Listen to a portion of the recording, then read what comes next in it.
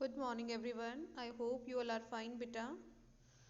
So today we will learn the next question answer of chapter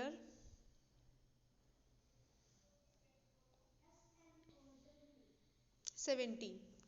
ठीक है, in last class we learned the first, second and third question answer of chapter 17. So today we will learn the next.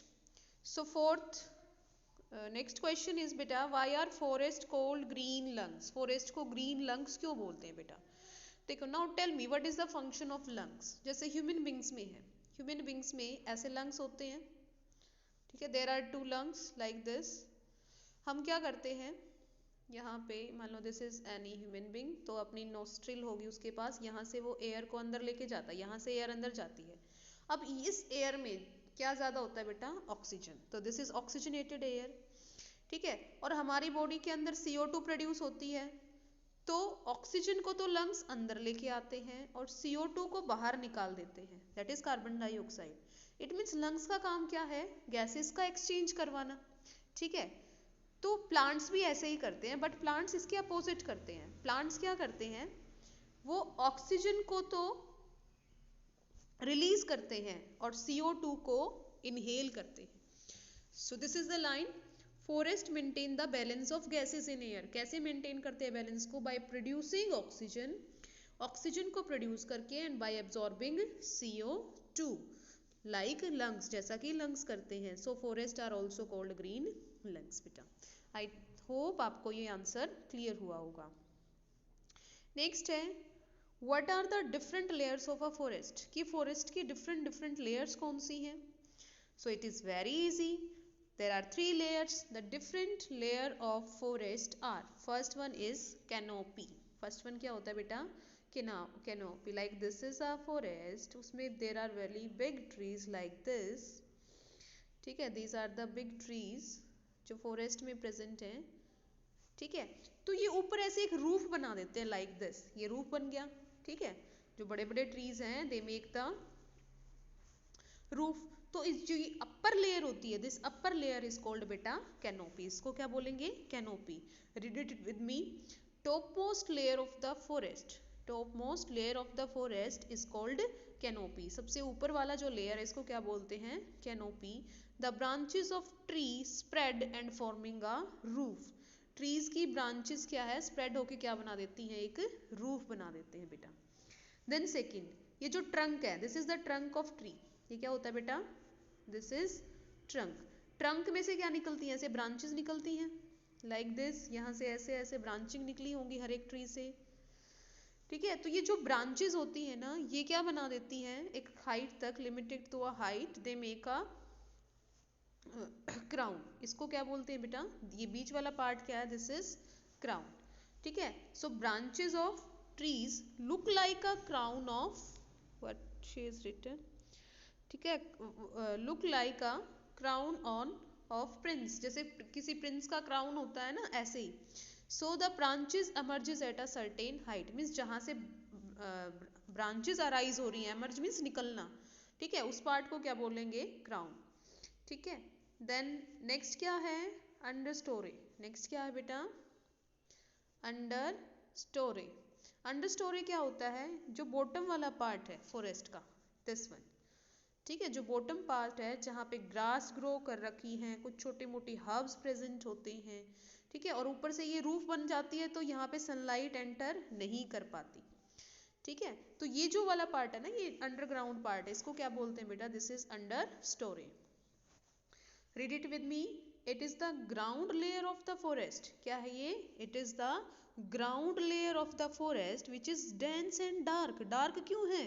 क्योंकि यहाँ पे sunlight नहीं आ पा रही है. Dense and dark, the sunlight hardly reaches this part. मुश्किल से यहाँ पे सनलाइट पहुंच पाती है. आई होप आपको फिफ्थ क्वेश्चन का आंसर क्लियर होगा. नेक्स्ट है बेटा sixth question. How can we save the forest. हम फॉरेस्ट को कैसे सेव करेंगे? कैसे सेव कर सकते हो? हमने चैप्टर में रीड किया था.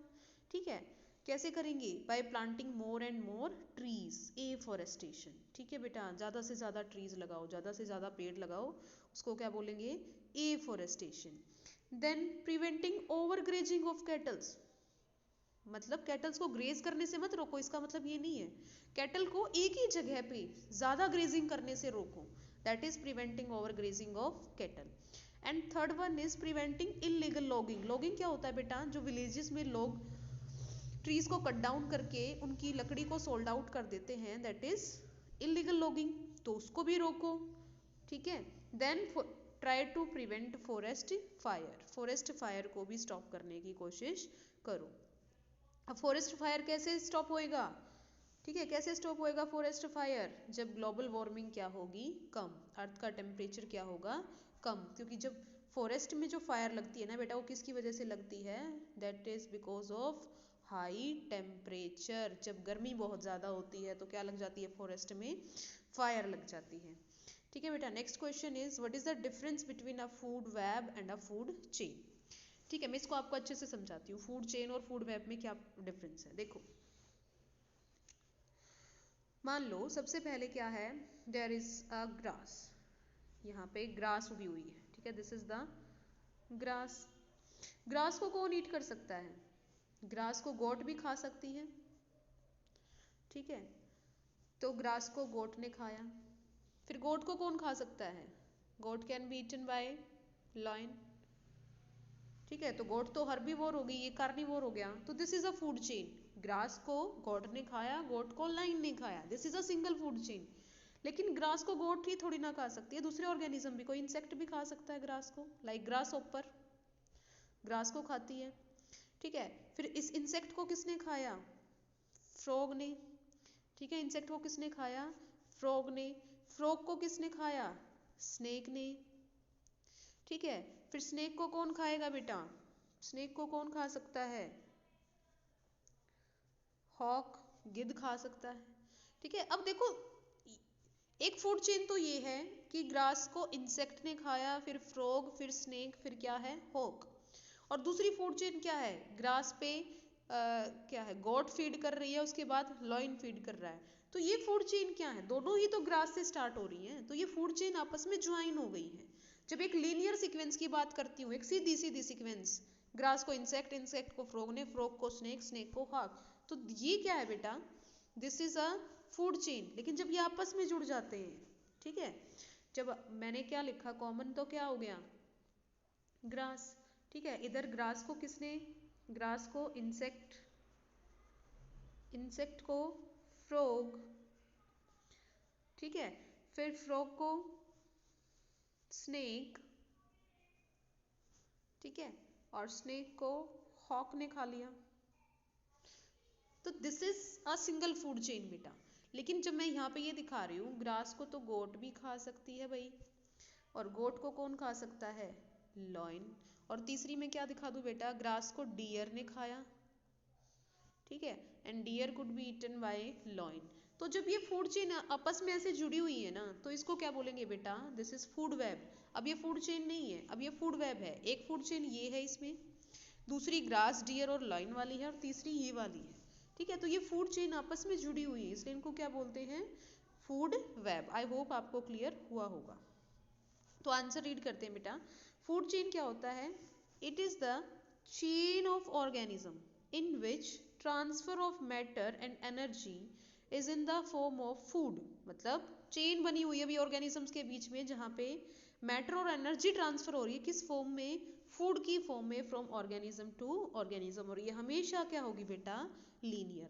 लेकिन फूड वेब क्या होती है, it is the interconnection of food chain, ठीक है, इट इज द इंटर, मैं लिख देती हूँ, वो पेज नेक्स्ट है बेटा, it is the interconnection of food chain.